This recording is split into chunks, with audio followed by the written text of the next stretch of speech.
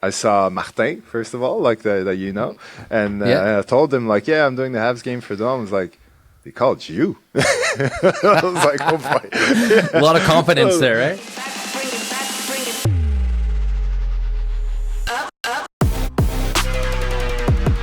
All right, welcome to the latest episode of Game Day Glare. I'm Lance. I'm with E. This is the podcast for sports videographers. E, how you been, buddy? It's been a while. Things have been kind of crazy lately. Well, you know, been busy working, doing webinars, changing my setup for the podcast. A lot's been happening. But I'm back. I'm back right on time to wish you what. Unfortunately, by the time of this episode air, will be a bit late. But happy birthday! I know we've been talking for like an hour and a half. You probably thought I forgot, but no. I got your text message. It's true. Yeah, thank you, buddy. Thank you. And so I have a hack to remember your birthday, because your birthday is the day before my wife's. So you're my reminder, then I know, okay, I don't forget my wife's birthday. So your birthday is coming up later this week too. Yeah, I was going to ask which do you use my birthday to remind hers, or her birthday to remind mine, to remember mine? A little bit of A, a little bit of B. You know? But you know what? So since it's our birthday weeks, for today, let's just catch up and go through all the stuff that's been going on in our lives, stuff that we've been trying. We'll have like more of a personal episode instead of just a general topic. We can come back to that next episode, because life has been crazy, because E and I have been stuck in this crazy Canadiens playoff run. E's been in the PWHL Finals. He's been doing webinars. I've been on trips. I missed 2 playoff games. I was in California. I was in Seattle. So we figured we'd bring you guys up to speed on what's been going on with us and why we've been a little bit, I guess, inconsistent, inconsistent with 2 solo episodes. And I don't know if you noticed on socials, I haven't really been posting much, where usually I was pretty good at it. So it's been a hectic, last 3 weeks, 4 weeks for you and I personally, because at the end of the day, we're not just running a podcast, we're running businesses and careers and everything else that goes on in between. So we thought we'd just have this episode to kind of catch up. I'll get back on the same page before we jump into a regular episode. So first thing, before we get into our personal stuff and that, I want to just hit up a scouting report. You know, that's the section where we talk about new gear and that. So look, I was traveling, and I had mentioned this before in this episode. Ulanzi was kind enough to send us over a travel tripod, JJ06 tripod, and I brought this baby with me to California, Seattle. I brought it to like the most dangerous beach in the world. For any of you, I don't know if any of you guys used to surf or like surfing, but it's called Mavericks, and the waves are pretty intense there. And I use this tripod with me the whole time, and man, it's a really great tripod. Like, it's perfect for travel. It's light. It did everything I needed to do. So I'm so happy that I have this tripod part of my kit. I threw it in my carry-on bag. So I use a Peter McKinnon 35-liter Nomadic. They just came out with a new one this week. I don't know what the changes are yet, but I just saw they came out with a new one. But it fits right into my side pouch. And I just latch it on, and I brought it on the plane with me with my carry-on, put it overhead. No issues at all through security. The thing's carbon fiber, so sometimes you have issues when you travel with aluminum in between Canada and US. I had a friend who got a tripod confiscated because it was aluminum, and there's like tariffs on aluminum and stuff like that. Yeah. So it's travel friendly. But let me just tell you, if you guys are looking for a travel tripod, well, this is the one for you, because for me, it checked all my boxes. Fluid head. I was able to do some 90-degree shots if I need it. Also, I like the fact that you could take the middle piece and kind of lift it. So when I was doing some interviews, also, you know how you have different height adjustments? Instead of adjusting the legs, well, you just adjust the middle piece. Yeah, I like and that it's perfect too, for eye contact. And that. Yeah, it saves you a lot of time. So I just want to thank them again for sending that out. And I'll post a video of me at the most dangerous beach in the world, Mavericks, with that tripod. It was really, really cool. What about you, E? What do you got for scouting report? Yeah, well, it's not a new piece of equipment per se in terms of like when it came out, but it's new to me. I finally bought the lens that I've been talking about for probably over a year now. The Sony 28 to 135 f4 cinema lens. So yeah, it's been good. It's stabilized, which is awesome. It's huge, which is not that great, but because it's pretty heavy, and it's also like the diameter, like the actual lens is like it's like a 95 mil. So I had to get a new variable ND and a new mist filter as well, which I took a 1/8 and now I leave it on the camera all the time because like the front of the camera, like the hood thing is like a rectangle type shape, like it's big, so you can actually put a filter and still put the hood, like, you know, like usually with photography lenses, like if you put a filter, like the hood doesn't fit anymore. Like with this thing, you can put a filter and put the hood over it. So I basically leave the mist filter all the time now. But so I was happy that I picked a 1/8 and not like a 1/4 because 1/4 I would have taken it off like once in a while. But yeah, all that to say that 95 first of all is not that easy to find in terms of like filters and stuff, and so the ones that I did get were quite expensive. But other than that, it's been really good. The zoom also is a tricky thing because it's a power zoom. So it's great because now I don't have to zoom on the lens anymore. I can do it all from the rocker on my camera, and it's a bit slowish because like there's a bit of a delay, especially if you're trying to crash zoom. Like it's not gonna happen. Like so it's if you're trying to like super quickly like crash zoom into something, which I don't really need to do, and so it doesn't bother me that much. But it was at first it was kind of a little surprise. The other thing, and I made a video about this, but I was scared because when I first looked at it, like I installed it, and I was only looking at the clean feed on my monitor. I wasn't looking at my LCD screen; it was closed, and the V-mount, like the V-mount battery was blocking it, so I never like opened it, and what happened was, like, you know, when you're zooming on the lens, like on my camera, I had like clear image zoom turned on because the only way to use it is with the rocker. Like if I'm zooming on the lens normally, like clear image zoom never kicks in until I go to the rocker and do it myself. So, but now I'm zooming on the rocker, so I'm not thinking about all this. I'm zooming in. And every time I was zooming, it would do the zoom, and then there'd be like a half a second pause, and then there'd be the rest of the zoom. I was like, what the hell is happening? There's this glitch in the middle of my zoom all the time, and I was freaking out. I was like, fuck, was it, you know, because it was delivered? It was like, did they break it? Is it something? And then when I actually showed up to my shoot and then started recording with the LCD screen open, I realized, it was just the moment where it gets to the end of the optical zoom and then starts using clear image zoom. There's like a half-second adjustment, and that's what I was seeing. So, yeah, there was a bit of nerves at the start, but then it was all good. So yeah, been very happy with this huge, expensive lens. So I have so many questions for you. Number one, your filters. Did you get the new Helix system, or did you what filters did you get for that? Because obviously, when you get such a big filter now, you have the option where it's like, do I want to get rings, and I can use it on other lenses that I have? And because you have the biggest one at 92. So how did you go through that? Because buying filters is always tricky, and also your mist. So for my mist, I use the everyday filter, it's a short stash one, and I love it. It's both. It's both it's like what you call it? It's for reflection, and it's a mist filter. So it's tricky when you're choosing filters because there's so many out there.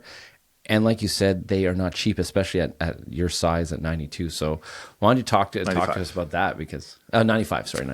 Yeah, well, looked because the Polar Pro, like that's usually where I get mine. I don't know, they're reliable, they're good and stuff. But and I got the Peter McKinnon like variable ND for as a variable ND, but I didn't get the 6.9 this time. Only got the 2.5 because I rarely use my 6.9s. But then when it came to like just like a pure mist filter, they didn't do. I used to have like, I still have it for my other lenses, like the Pro Mist one from Polar Pro as well, which was replaced by that one that you mentioned, like the Stash, whatever it's called.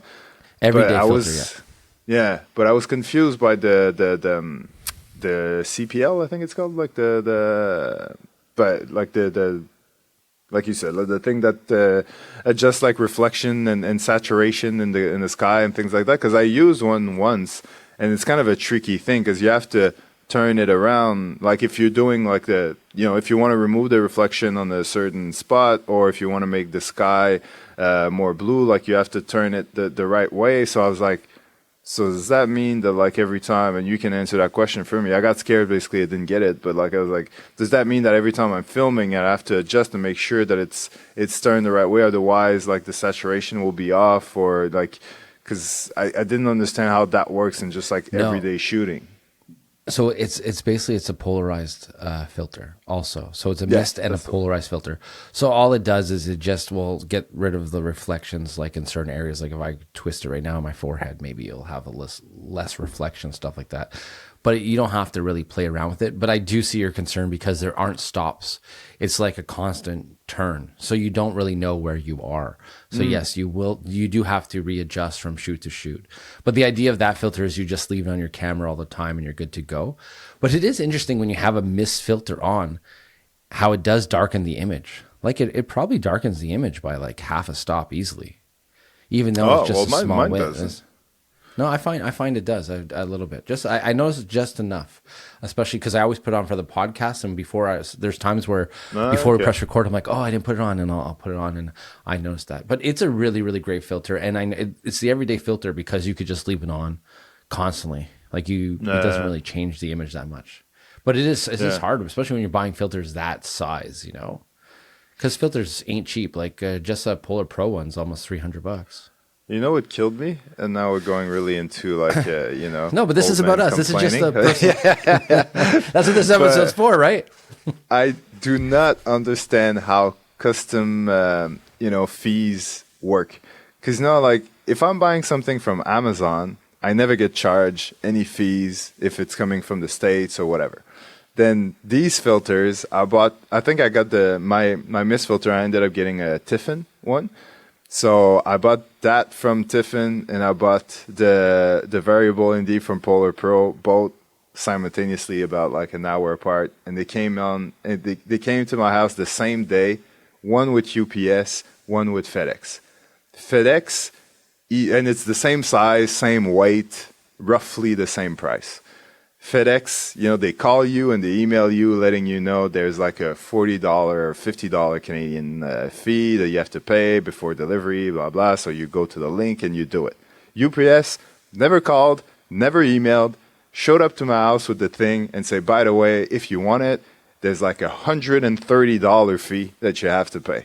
And I'm like, whoa. First of all, why do you just show up with the thing and tell me I have to pay? Because now I'm having this conversation with this delivery man that has absolutely no skin in the game. Like, I'm not going to argue with him. Like, it's not his job. He doesn't care.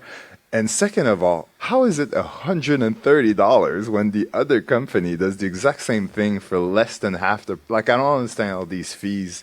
If it's customs, what does it have to do with... Like, how is the price difference? Anyway. That pissed me off. it all comes from where it comes from, where it's made, right? So obviously, like, since they're both from the States, I think. Well, that's the thing. Is it actually manufactured in the States, or is it just shipped from the States? That's where it changes. Because the issue for us guys, you American listeners out there, so when we order stuff from Polar Pro and all that, they're American companies, so we usually have to pay duty at the border. So that's what E's talking about. So when FedEx or UPS comes to your house, you either pay your duty online ahead of time, or you pay it after, like E had. The issue also is there's an exchange rate on there.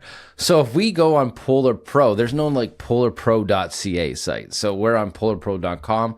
That's an American price. So I'm already adding like 35% to that price, and then you're charging me a duty. So it's almost worth it to go away for a weekend and order that stuff to your hotel and then just bring it home from there, because it's tricky. And like if you order from Amazon, there's also sometimes Amazon charges you extra for that duty, or unfortunately all these filters on Amazon have like third-party resellers where your Polar Pro is all of a sudden $50 more than it actually is because a reseller selling it. So it's tough. And they don't have it, like, especially your size that you're looking for, 95. They're not they probably don't have it in stock at the regular camera stores around Montreal and that, because that's like a special order almost. 82 is the biggest I see for sale. I don't really see 95. No, exactly. I didn't even know that existed until I got it. I was like, Jesus. Oh, man. But yeah, no, I was pretty pissed off at UPS. So at least if you could choose, if I had any power in this whole process, I would understand. But like they choose, what the carrier is, and then they tell me what the price is, and they tell me at the door as well, which I find it a bit. It's like pressure sale. Like, what am I going to do? Say no? Like exactly. And then you don't have your credit card on you right there. You have to run. Hang on, let me get my wallet. Hang on, wait here. You got to run around. But so your Polar Pro variable is only for that camera, or did you get the Helix system where you could put it on different lenses? Yeah, well, I've got like rings. What are they called? Ring adapters. Yeah. Like step down rings. So step up rings, depending on how you look at it. Yeah. But yeah, so I can use those. But I already have because I used to only have 67 millimeters, and so I had those in terms of filters. And then when I bought my my Sony 70-200, I got this 16-35. These are all like 82. Well, one is 77, the other one is 82. So I bought 82s with the step up rings. And now I buy this new lens and it's 95. I'm like, geez, I should have bought 95 from the start. But so now I've got, in terms of like filters, I've got 67s, 82s, and now 95. So I'm pretty stacked in filters. I guess I could sell the 82s and just use the step up rings, but because I use two cameras simultaneously a lot for my behind the scenes and stuff like that, I think like if I have the 82s and the 95s, I kind of have to switch filters all the time, so it's easier to deal with that. And I still have a few 67 lenses as well, so might as well keep those. So yeah, I'm not selling anything, unfortunately. So I have the Polar Pro McKinnon variables, and I have a 82 and a 67. And the other day I needed both at the same time, so I was very happy that I had both. Yeah. But when I was purchasing those, I was mad at myself because I was like, oh, I'll just get the 67 because it goes with the 67 lens. And I'm like, I'll get a bigger one if I need it. But you should always just get the bigger one and then just get the step down rings. Oh, yeah. But I don't like the look of having step down rings on your camera and that. And I was like, oh, it's fine. And I'm like, that was a stupid choice, But having both is very, very nice. And the system's very good. Like the way that they do it, where you take off one side and lens cap is still on, you put it on, and then you put the lens cap on the other side. And well, that's you don't get any fingerprints on it. Like it's very handy the way that they. That's why it's very convenient, because especially in sports, if you're switching lenses, like it's good when at least the filter is already on the lens. So like if I'm switching lenses, I can just like switch, and I don't have to like also switch the filters, which can be tricky to taking off is easy, but putting it on sometimes could be a bit tricky. And if you're doing that outdoors at a football game, for example, you definitely don't want to put a finger in it or drop it. I think so. The fact that you can have them on your lenses already with like a cap that goes with it makes it just easier. So yeah, it's an expensive process to have all these different sizes, but it's definitely way more convenient for sure. My only issue with the Polar Pros, so I have one where it has it's the variable ND and it has the polarizer in it, and the polarizer is the same thing as the everyday, where you just turn. But like with the extra ring, it's hard. So you almost got to hold the camera, and you have to have two cameras on the camera to switch the f-stop on the ND. Where my 82 is just the regular ND, where you could do it with one hand. That's my only complaint about those lenses. But everything else is really good, and the color's good. They're easy to use. It's nice. I really like those style because I'm locked in. I know which stop I'm at because it goes from 2 to 5, and I find that so handy. Where I had other ND lenses filters that you just didn't really know where you were. You just kind of turn and you look and you're like, okay, I'm dark enough now. Okay, I'm good. Where I really like the fact that this is like locked in. All right, so now that we've talked ND filters for 20 minutes, so let's talk about what's been going on in life. So I went from game 3 of the second round to hop on a plane to go do some client work. And then when I was away, I noticed on Instagram, there was E at the Bell Center filming broadcast. So how did that happen? And then we could talk about my trip after, but I want to hear about you doing broadcast games for the round 2 of the NHL playoffs. We are in round 3, by the way, now, and the Canadiens play tonight, by the way. Yes. They play the night of this recording and the night of this airing. Yes, I'm back in my position. I'm back. I only missed 2 games. I missed game 4 and game 6 of the second round. It's hard when you're doing client work because you have to give your clients the dates ahead of time and you don't really know what's going to happen with these rounds. And basically, unfortunately, I guess these guys are paying more than the Habs because I missed those Habs games, no problem. But it is hard when you're giving availability. So the way I worked out with the Habs was like, listen, I'm going to miss 2 games, but I'll be back for round 3. And I'm back. I had confidence in my team. But let's talk about you. So how did you end up in the broadcast, and how did it go, by the way? How sore was your shoulder at the end of the game? My shoulder is already a mess. Like, I'm pretty sure I've got something teared in my shoulder where I can't lift my arm too high and things like that. I'm actually seeing the doctor in a week. So it was already... I didn't even think about it until I sat down with the camera. I was like, oh, no, I forgot about this. This is not going to be good. But it wasn't too bad. It's one of those things, like same thing when I play sports. Like once you're in it, it's almost like adrenaline kicks in. So you don't really feel it. But then afterwards, that's when the pain comes. But anyway, all that to say that, I just got an email because I think, like, I don't know if... people listening to this are familiar with Dome Productions, but it's like pretty much in Canada, if there's a live event going to television, like in a live broadcast, Dome Production is like they're the ones producing it in terms of like all the technical stuff. Like there'll be, those trucks that have like the big TV antennas and stuff, like that's what they do. And I'm pretty sure they're all over the States as well. But so because at the moment it's playoff time in Montreal, and a lot of teams were having a run, like the Victoire, like the PWHL, there's the Montreal Canadiens, and there's other events, like there's a new soccer team at the moment that's playing, plus the MLS team, plus basketball is starting. So I think they were running out of crew members. So I got an email. They asked me if I could come.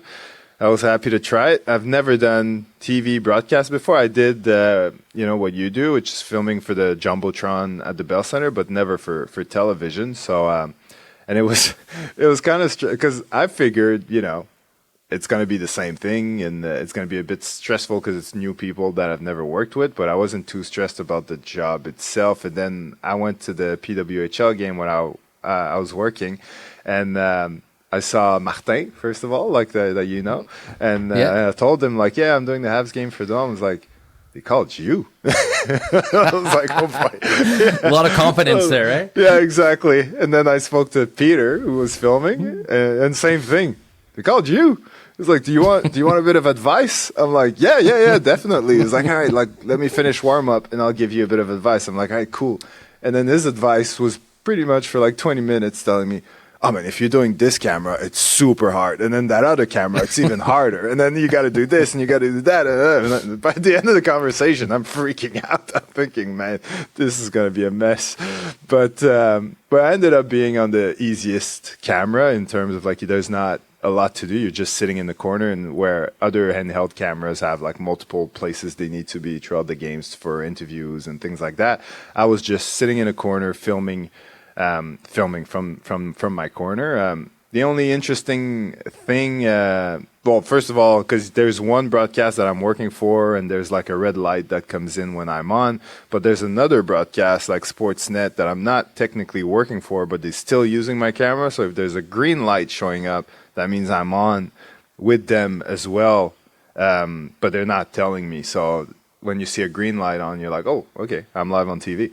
But so that was an adjustment. And the other thing as well is that you have to film for replays. So that's, and when I say replays, it's also like just when, you know, the packages that they put together to like send to commercial, or when we come back from after a period, things like that. So even if I'm not on a lot, because I'm not the main camera, it's my responsibility to get all these cool like cutaway shots, like of the goalie getting ready before the period, like during commercial breaks, or like during warm-ups, like players dribbling with a puck, or little like a fan shot here or there. So it's so you're not always on, but you're always on, because you always have to feed the replay guys like something cool to work with. So that's the thing that, like, at first I'm filming everything I'm trying to get, and then after a while I'm tired, so I'm doing it less and less. Like, I'm taking breaks during commercial breaks, and I'm wondering, like, are they thinking, like, in the truck, like, that lazy piece of shit, like, come on, get it. So I had no idea, but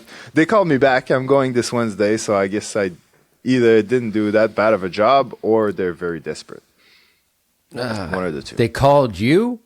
Yeah. Got even Paul, like, when I saw him, he was like, well, you know, no disrespect, but they're really scrubbing the bottom of the barrel at the moment. Yeah, I know. So people think that in the playoffs you bring in your A team. Now we're finding out in the playoffs you just bring in anybody, you know? Exactly. No, it's fun, and it's challenging too. It's good that you're doing this. It's good that you're getting out of your comfort zone. People don't realize, though, like, physically it takes a toll on your body. Like, at the end of the season, my back, my shoulder, they've taken a beating. Working the 2 tallies is very stressful. So I do a 2 for Sportsnet, except my camera doesn't have the tally. So we have a return. So I'll watch the game in a little corner of my screen that has a return, and it's on the Sportsnet feed. And then when I'll just see my camera come up and I know I'm on, or my director will be like, hey, Lance, you're on. But it's very rare that they give me that advantage of actually knowing I'm on. So you just kind of got to pretend like you're on all the time, because they could take you whenever. And for the director, it's kind of stressful for them too, because they have to trust you without talking to you. So they have to make sure that, like, that you're holding that shot, because, you know, you could be holding a shot and all of a sudden they cut you, and then you turn away and do something else. But yeah, take those commercial breaks and try to rest, and that's what I do anyway, because it's a long game, man. And having that camera on your shoulder the whole game and being locked in the whole game is tough. And you're focused on other things too, like, you know, those cutaway shots, or don't miss the play, don't miss the goal. Your whole point is to make sure when you're in that corner is you get that goal, no matter what. It could be wide, it could be tight, you could whatever, but you cannot miss the goal. That's the hard part. And I was just like, I hadn't shot in manual focus in a while. So, like, you know, just adjusting focus all the time was a bit of a stress that was always on my mind. So just being able to relax once in a while was helpful. For sure. So I text E because we lost that game. So I wrote him right away. I said, you're bad luck, buddy. You're bad luck. I'm out of town. They put you in the game and we lose. Like, this can't happen again. But anyway, we won the series. You're getting a second chance. So it's okay. But it has been crazy, right? With everything that's going on in Montreal, like, and then you were doing the PWHL games too, and F1 was last weekend, so guys were doing that. So it's like everything all at once. I'm excited for tonight, though. I mean, you know, we have a legitimate chance to make it to Stanley Cup Finals. So it's pretty crazy, and like, I've been there 23 years and only went to the finals once, so I'm hoping we can get back there again. But it is weird being on the road. Like, I'm in California, in Seattle, watching us play the Buffalo Sabres, and I'm seeing home games. I'm like, I should be there, you know? And it's like, oh, I'm not. And it's really, it pulls at your heart a bit. You're like, damn it, I want to be there. But we got tonight. So I want to talk to you about PWHL Finals. What was that like? Because you were filming that too, right? And it's a little different format. They do like 1 game home, 1 game away. It's not like it's best out of 5. Well, it's best out of 5. So it's like 2, 2, and 1. Yeah. So so they play 2 at the, you know, the team that has the home ice advantage, then 2 away, and then they come back if there's a game 5 at the first team, which is Montreal in this case. But yeah, no, it's fun. There's a lot of overtimes though. So I think one of the games I filmed went in triple overtime, and it's tricky. It's funny because, like, crowd wise, you know, it's a lot of like young families, lots of kids. So triple overtime. It gets a bit late, like on a Tuesday night for kids, especially on school nights. So yeah, like every extra overtime, there was less and less people there. But other than that, no. The good thing also about having like young kids a lot at the games is that like the atmosphere is like, the kids will participate to anything that like, on screen. If they say make some noise, do this, do that, like they're doing it all and they're loving it and they're being very, very active, very loud. So there's always a lot of atmosphere. But filming over there, I'm more doing like what I do regularly, which is being on my main camera and filming, pre-game. I'll do like fan stuff or scenic stuff, and then warm up in the game, and then I'll move around during the game, getting different angles. So it's more my speed. It's more what I'm used to. But then the crew there at the Montreal team and the whole league really, like everyone's really. It's nice people to work with. Like they're fun to work with, and it's because the league. I feel like because the league owns all the teams, so all the teams are very collaborating. Like the videographers, like they all work together. Like if someone gets the goal, like they'll share it. Like the servers and everything, it's all the same place. Like they use Frame.io, and it's all in the same projects. Both teams will be there. There'll be like home team folders and away team folders, but everybody's working together. So there's a lot of collaboration throughout the league. So it's a very fun sort of thing where you're not competing for the shot. So for example, if you go to a press conference and like the home team person is there and the away team person is there, they're not fighting to get that middle shot. One will go on the stage, get that front on shot. The other one will go on the side, get more of a cinematic shot, and they'll just share both shots, which you wouldn't see in the NHL. So it's cool. It's cool like that way, like the way it's all like we're all working together and we're all like sharing footage and all that stuff. Well, and it's a lot less stress too if you have everyone sharing their footage on that because someone's going to get that shot. And I like our friend Caroline, she edits for them and travels with the team and she's been doing some really great cinematic videos now. I'm like, wow, and I really like it. But knowing that you have the advantage to film cinematic helps make those videos and that too, where sometimes when we're just filming highlights on our own and that you don't have the opportunity, you got to catch the goal, you got to catch the play, you don't have the opportunity to make it a cinematic framing and stuff like that. You got to play it safe. But they're doing great stuff, and it's amazing that Montreal won. Unfortunately, it was on the road though, right? So you weren't at the last game. Yeah, no, exactly. Because the win happened in Ottawa, so I wasn't there. Caroline was there. I saw the footage. There's plenty of good shots there, but yeah, I didn't get to. It was interesting as well because when they won, like all the friends and family, they all go on the ice and start partying, and there's beers, cigars, the whole thing. And it was funny to see that on the ice. Like you used to seeing it in the locker room, but like on the ice with like friends and family was a different vibe for sure. They're like, they're pouring beer on. I guess they're tearing down the ice after, so no one cares. But they're just like beers were like flying and stuff. Like I'm just Jesus Christ. It's a good thing there's not another game there tomorrow because it'd be weird. Yeah, because in the NHL, they do all that in the locker room. They don't really do it on the ice.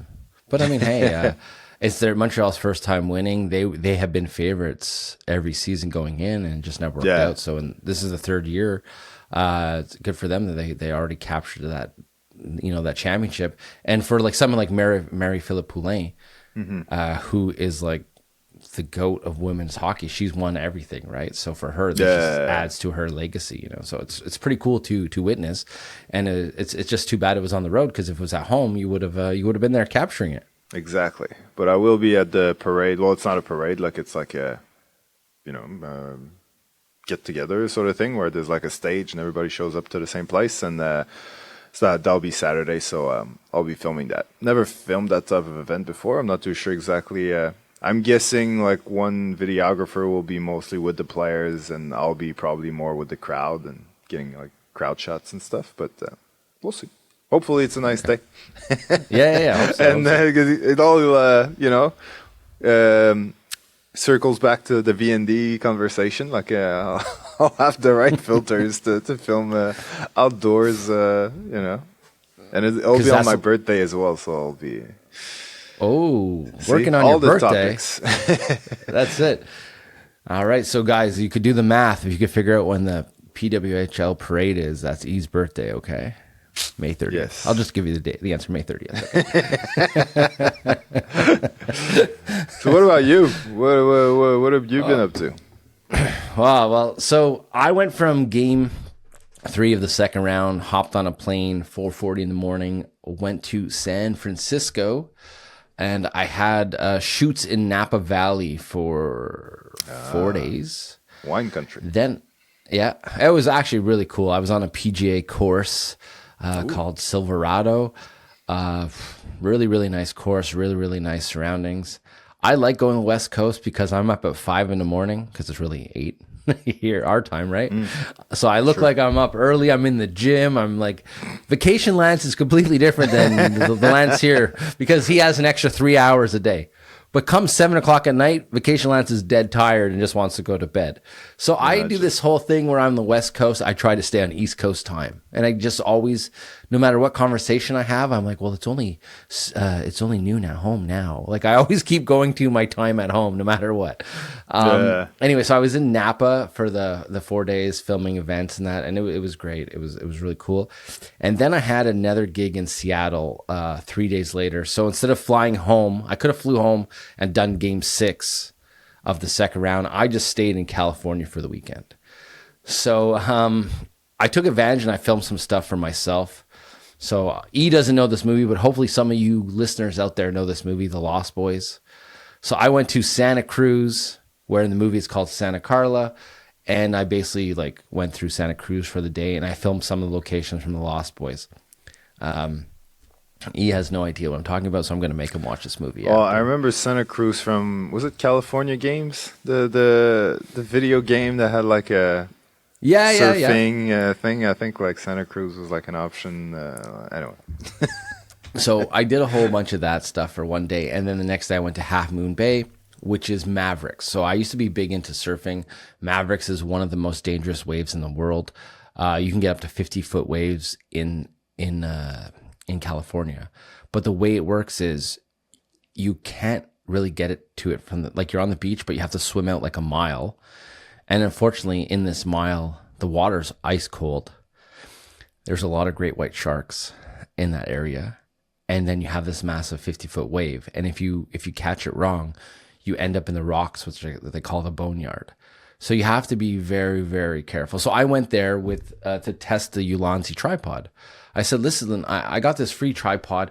Let's find out how good it is for travel, and let's go to some place that I've always wanted to go. And since it was right there, I brought it. I went to the beach. I filmed the waves. Nobody was out there surfing at the moment because the waves weren't as big as they could be, and the water was really, really cold.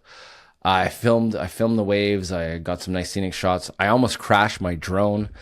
The wind was so strong, I should not have been flying my drone. And of course, above, it's all FAA regulated because there's a weather tower and stuff like that. So I flew my drone to the maximum of capacity of height and that it could do. But the wind was so strong that I had to try to land it about 5 feet before I can actually land it because the wind was just pushing it. And I had to actually just catch it with my hand before I hit a wall. So it was very, very stressful, but it was very, very, very fun. And then the last day I did San Francisco. I did all the tourist stuff. I took a Waymo, which is kind of strange. That's one of those taxis that drives itself. Waymo came in the clutch because I ended up in an area I shouldn't have been in, and the Waymo got me out of it, so that was good. And then I flew to Seattle to film for 2 more days. Filmed out there, really, really good shoots. I had one day where it was just all A-roll, all interviews, 6 interviews, and then the next day was all B-roll. But I got to see a bit of Seattle, and then boom, I'm back. We're back on the podcast, back to hockey, back to reality. So it was a good trip. Timing wasn't obviously the greatest with my schedule and with hockey playoffs and all that, but that's just the way it is sometimes. So I made it work. Great time away. It's always nice when you're on the road. But being on the road, really, like I said in the last episode where I was alone and I was actually on the road, it makes you realize what you have in your camera bag. Like there's a lot of stuff that I bring that I do not need. So every time I'm on a road trip and that, I slowly take stuff out of my camera bag and I really, really bring the bare minimum. But I had 2 cameras. I kept with 2 lenses, a wide my 17-28, my 35-150, and it was perfect. All my focal lengths were covered, especially for the coverage I was doing. When I needed wide shots, I would just use one camera.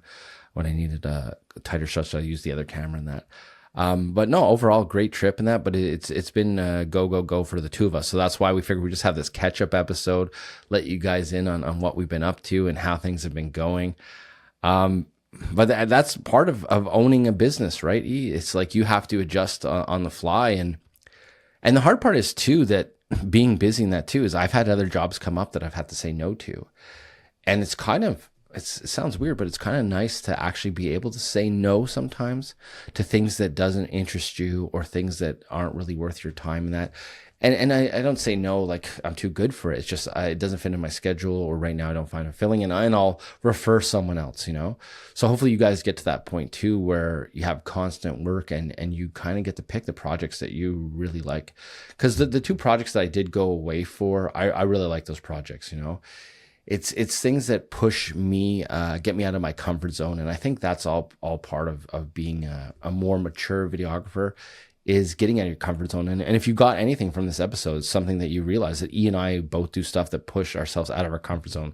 Like from filming broadcast for the first time and people are saying they called you, to, you know, leaving at 4 a.m, jumping on a plane and going to cities I've never been to. I also want to give a shout out to in Seattle, this company called Glazers. Glazer's camera equipment. I rented a bunch of gear from them. If you're ever in Seattle and you need gear, I would definitely go to Glazers. It was so easy. Like I called, they sent me a brochure. They had everything to rent. I only had a small shoot, so I rented 2 lights, like 2 light stands, 2 soft boxes, extension cords, power bar. Very simple, but reasonable price. Everything was ready when I got there. The only thing you don't even pay there. You just give your credit card. They give you a deposit. You take a $800 deposit. And then when you hand back the gear, they charge you on what you rented. And that's it. That's all. But that's something that I've been doing more and more of, is like, I'm not traveling with all my gear. If there's something I need, I'll rent it out there, and I'll you know, me and the client will figure out a way to pay for it. Either I'm paying for it or it's already included in my price. But it definitely is a lot easier to do that than to travel with lights or check in a big Pelican case with all your stuff and that. So Glazers really came in clutch for my interviews and that, and I was really, really happy I found them. So if I have any advice for you guys, is look for this stuff online of where you can rent stuff. But I guess we're pretty much all caught up. E, is there anything else you want to throw in? Anything? Oh, actually, there's one more thing that I want to ask you, because you were doing webinars. Online. So I want you to just tell our viewers about your new partnership and webinar thing, because that was one of the reasons why you weren't on the last episode. Is your webinar was booked at the same time, the only time I was free last time. So why don't you fill them in on what that webinar is all about before we wrap this up? Yeah, well, just as I'm doing more sports photography lately, I'm sort of taking on that new challenge, and yeah, I've collaborated with Filter Pixel, which is a company that has like an app that does photo culling, so it allows you to go through all your photos and pick, well, not necessarily pick the best ones, but mostly like reject the bad ones, like the blurry ones and all that sort of stuff. And it also has like an AI aspect to it that can specifically sort of target like the best, like you tell it like, oh, it's for basketball, and then it'll sort of analyze it, like what's the best like show photos in terms of like emotion and action and things like that. But yeah, so basically Filter Pixel, I've done a collab video with them already. I'll have 2 more over the next 2 years, so it's not like something that it'll be like 1 a year or something. But they also they invited me to their to be part of like a webinar series that they do on culling. So yeah, I was coming in from the perspective of a new photographer that's kind of learning about all this stuff and is transitioning from videography to photography. So we mostly talked about me and my journey and my transition, and you know, what was difficult, what was easy, what was unexpected, things like that, and also my job as a sports videographer. So it was fun. It was different. It was a live sort of event. So again, it was something I've never really done before. I think, like in terms of like being on someone else's podcast or webinar in this case, like live to air. So it was good, and in a way, it was it allows me to just like I guess I ramble a bit less because I'm trying to be succinct as much as I can. But so yeah, it was a different experience, but it was really cool, and that's why I tried this new setup for the webinar because I didn't need to be in a particular sort of style, and then I really liked it, so I'm doing it again with you guys. I like it. It looks good.